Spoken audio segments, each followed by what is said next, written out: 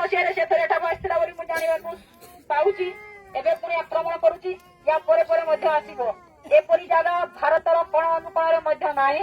ତେଣୁକି ତାର ଏଠି ଲୋଭ ରହିଛି, ସେ ବାରମ୍ବାର ଆସିବ, ଆକ୍ରମଣ କରିବ। କିନ୍ତୁ ଆମର ଏକଜୁଟ ରହିବା ଦରକାର, ଆମର ଧୈର୍ଯ୍ୟ ରହିବା ଦରକାର। ଆଜି ଭାବିବାର ନାହିଁ ଯେ ଆମେ ଏତେ ସମୟ ଆସିକି ଏଠି ରହିଲୁ, କିନ୍ତୁ ସରକାରୀ କଳ ଆସିଲେ ନାହିଁ, କଲେକ୍ଟର ଆସିଲେ ନାହିଁ, ବିଡିଓ ଆସିଲେ ନାହିଁ, କି କୌଣସି ପୋଲିସର ଦେଖା ନାହିଁ।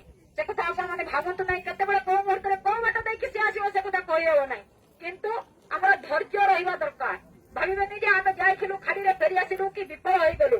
ବିଫଳତା ହେଉଛି ସଫଳତାର ଚାବିକାଠି।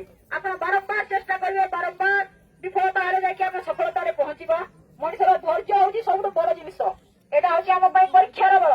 ଆମେ କେତେ ରୁଣ୍ଡୀଭୂତ ହଉଛନ୍ତି, ଆମର ଜନସଂଖ୍ୟା କେତେ, ଆମର ଲୋକ ସଂଖ୍ୟା କେତେ, ଆମର ଏକତା କେତେ, ଆମେ ଏକଜୁଟ କେତେ, ଏ ଜିନିଷ ସେ ଦେଖିବା ପାଇଁ ଚାହୁଁଛି। ସେ ଆମକୁ ପରୀକ୍ଷା କରୁଛି। ଏଇଟା ହେଉଛି ଆମ ପରୀକ୍ଷାର ବଳ। ଏଠି ଆମ ଡରିବାର ନାହିଁ। ଆମେ ଯେମିତି ଏକତା ହେଇକି ଅଛୁ, ଏକଜୁଟ ହେଇକି ଅଛୁ, ରୁଣ୍ଡ ହେଇକି ଅଛୁ, ସବୁଦିନ ଏମିତି ଆମେ ରହିଛୁ। କାହାକୁ ଏ ଭିତରକୁ ପ୍ରବେଶ କରିବାକୁ ଦେବୁ ନାହିଁ। କୌଣସି କମ୍ପାନୀକୁ ଆମେ ଏଠାକୁ ପ୍ରବେଶ କରିବାକୁ ଦେବୁ ନାହିଁ। ରକ୍ତବିନ୍ଦୁ ବହୁଥିବା ପର୍ଯ୍ୟନ୍ତ ମିଶୁ ମୋର ଦେହ ଏ ଦେଶ ବାଟିରେ, ଦେଶବାସୀ ଚାଲି ଯାଆନ୍ତୁ ପିଠିରେ। ଦେଶ ପାଇଁ, ଗାଁ ପାଇଁ, ଭିଟାମାଟି ପାଇଁ ଜୀବନ ଦେଇଦେବି, କିନ୍ତୁ ଗାଁ ମାଟିକୁ ଛାଡ଼ିବି ନାହିଁ। ମୋ ସାଥିରେ, ମୋ ପଛରେ ସମସ୍ତେ ଏକମତ ଅଛନ୍ତି ତ? ସମସ୍ତେ ଏକମତ ଅଛନ୍ତି ତ? ଇନକ୍ଲାବ ଇନକ୍ଲାବ ଇନକ୍ଲାବ ଜିନ୍ଦାଲ ପ୍ରସ୍ତାବ ପ୍ରତିରୋଧ ମଞ୍ଚ ଜିନ୍ଦାବାଦ, ଜିନ୍ଦାଲ ପ୍ରସ୍ତାବ ପ୍ରତିରୋଧ ମଞ୍ଚ ଜିନ୍ଦାବାଦ, ଜିନ୍ଦାଲ ପ୍ରସ୍ତାବ ପ୍ରତିରୋଧ ମଞ୍ଚ ଜିନ୍ଦାବାଦ। କାରଖାନା ପ୍ରତିଷ୍ଠା ବନ୍ଦ କର। ଜଳସେଚିତ ଫସଲି ଜମିର କାରଖାନା ପ୍ରତିଷ୍ଠା ବନ୍ଦ କର। ଫସଲି ଚାଷ ଜମିର କାରଖାନା ପ୍ରତିଷ୍ଠା ବନ୍ଦ କର।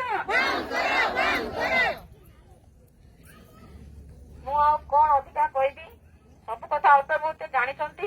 ମୋ ବୟୋଜ୍ୟେଷ୍ଠ ଭାଇମାନେ କହି ଯାଇଛନ୍ତି, ମୋ ପରେ ମଧ୍ୟ ସେମାନେ ଆସିବେ, ଆପଣମାନଙ୍କୁ ଆହୁରି ଉତ୍ସାହିତ କରିବେ, ପ୍ରୋତ୍ସାହନ କରିବେ, ଆପଣମାନଙ୍କୁ କହିବେ।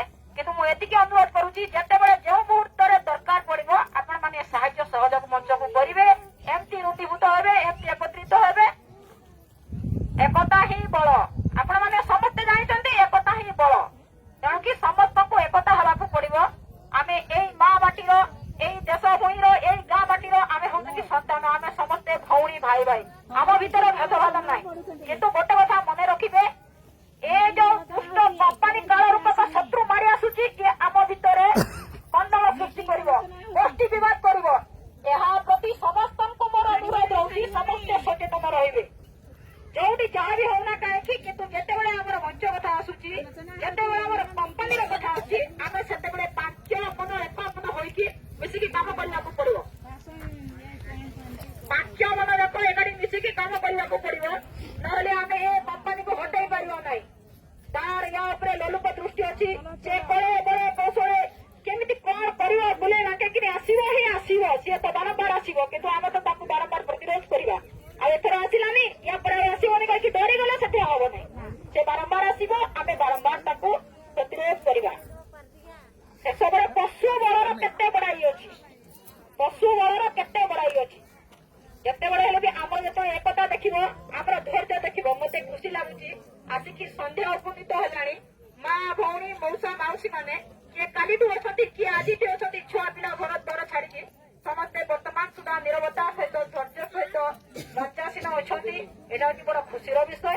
ଏମିତି ଆପଣମାନେ ସବୁଦିନେ ଧୈର୍ଯ୍ୟରେ ଥାଆନ୍ତୁ, ସାହାଯ୍ୟ ସହଯୋଗ ମଞ୍ଚକୁ କରନ୍ତୁ। ମୁଁ ଅଧିକ କିଛି ଆଉ ବକ୍ତବ୍ୟ କହିବାକୁ ଯାଉନି। ଯାହା ଛାଡିଗଲି ମୋ ପରବର୍ତ୍ତୀ